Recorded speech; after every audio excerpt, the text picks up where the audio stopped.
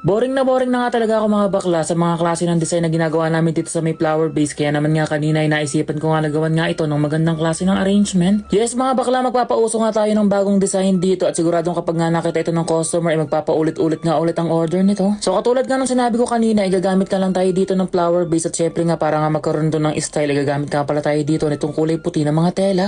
Kung nakapalo nga kayo mga bakla at nakasubaybay kayo sa mga videos na ina-upload ko ay panigurado ngayon nyo pa nga lang ito makikita. Dalasan nga kasi mga bakla sa ginagawa kong arrangement dito sa mga tela na to ay ito nga pala inakalagay sa may pinakaibabaw at nakapaarko. Pero this time nga at para naman nga maiba ay gagawin nga pala natin na parang papalda at ibibihis nga pala natin ito dito sa may flower base. O diba at ito pa nga lang tela ang nakalagay, talaga naman nga napakabongga na paano pa kaya kapag nga nalagyan na nga ito ng bulaklak. Ang cute nga talaga nito mga bakla kapag nga tinignan mo sa personal dahil para nga talaga siyang gown. Fast forward nga at naiayos ko na nga pala itong tela at ngayon naman nga ay maglalagay na ako ng chocolate dito dahil ready-made bouquet nga itong gagawin ko. Bali nakabox nga na chocolate ang inilagay ko para naman nga tumerno dito sa may kulay puti na tela na ginamit natin.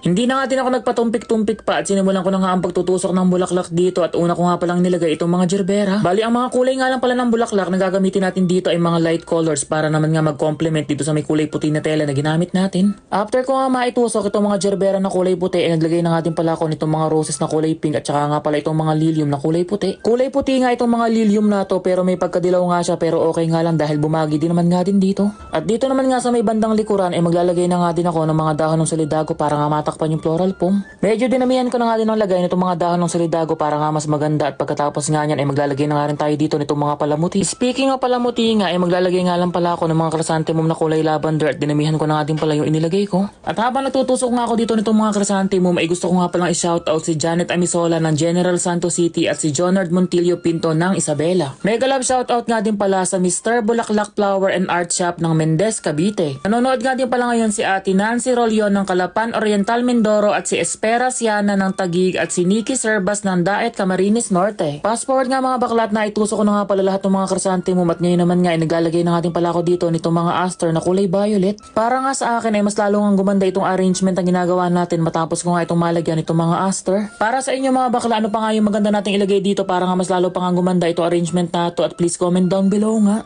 At bilang panghuli nga ay maglalagay pa nga rin ako ng mga dahon ng rose gold dito sa may bandang likuran at ngayon naman nga itatalian ko na nga din pala ng ribbon itong ating ginawang palda kanina. O diba mga bakla at perfect na perfect nga ito pagkatapos nga nating malagyan ng ribbon at nilagyan ko pa nga ito ng isang peraso nitong chrysanthemum na kulay green. At eto na nga mga bakla at tapos na nga natin itong arrangement natin na bagong bago sa paningin talaga naman nga magugustuhan nga ito ng mga customer. Perfect natin talaga itong pangregalo ngayong darating na Valentine's kaya naman nga kung wala ka pang naiisip na pangregalo sa mahal mo sa buhay ay subukan nyo na nga rin ito. Tayo lang mga bakla at magkita-kita pa ulit tayo sa mga susunod ko pang mga videos. Yun lamang po. Salamat!